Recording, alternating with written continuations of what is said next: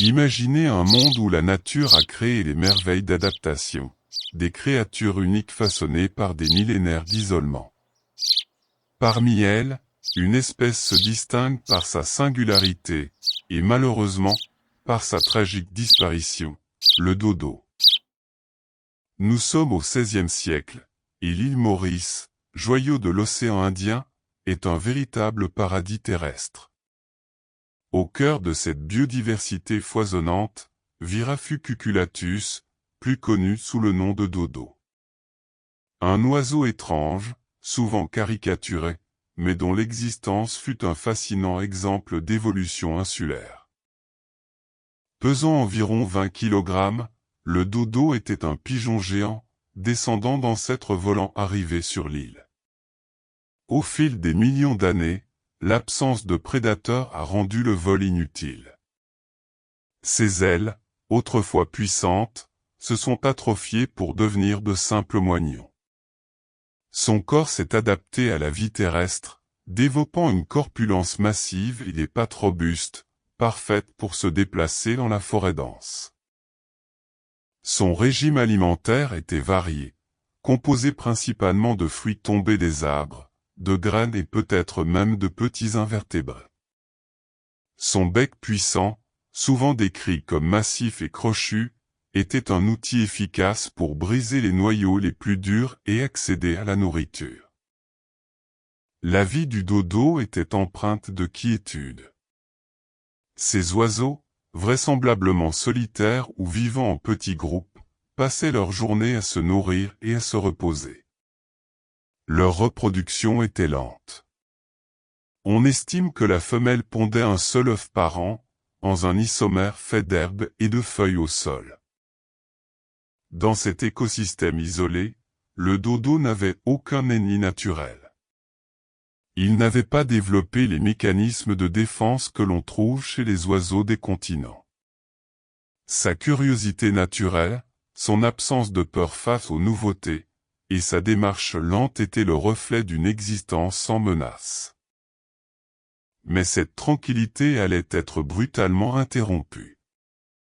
Au tournant du XVIIe siècle, les navigateurs européens, principalement hollandais, découvrent l'île Maurice.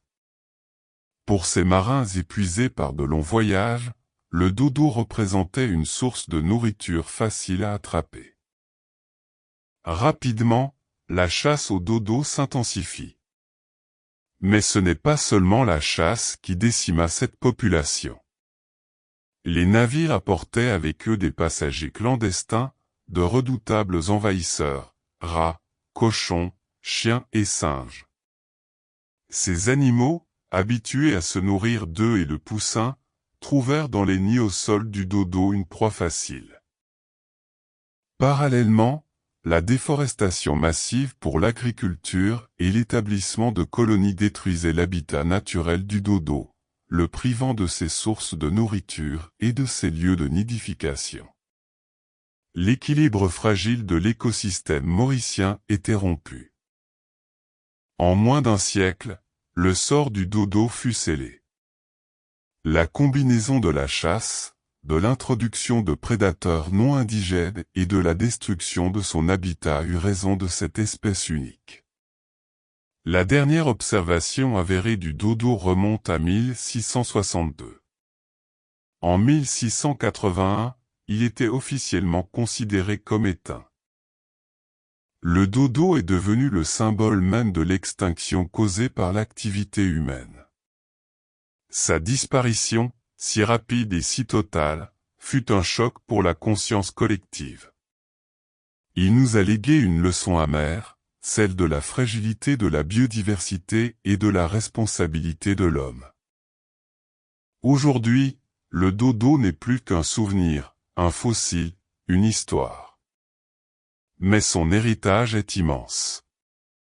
Il est devenu un emblème de la conservation, un rappel constant de l'importance de protéger les espèces menacées avant qu'il ne soit trop tard. Son histoire nous pousse à réfléchir à notre impact sur la planète, à prendre conscience de la valeur de chaque créature. L'île Maurice, consciente de son histoire, met en œuvre aujourd'hui des efforts considérables pour protéger sa faune et sa flore unique.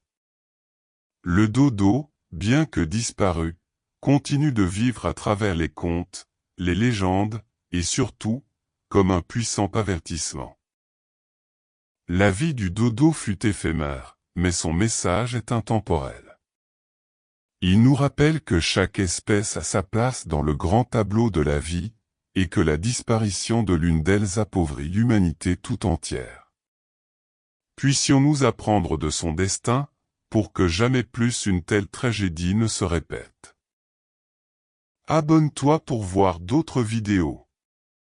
Partage à d'autres personnes.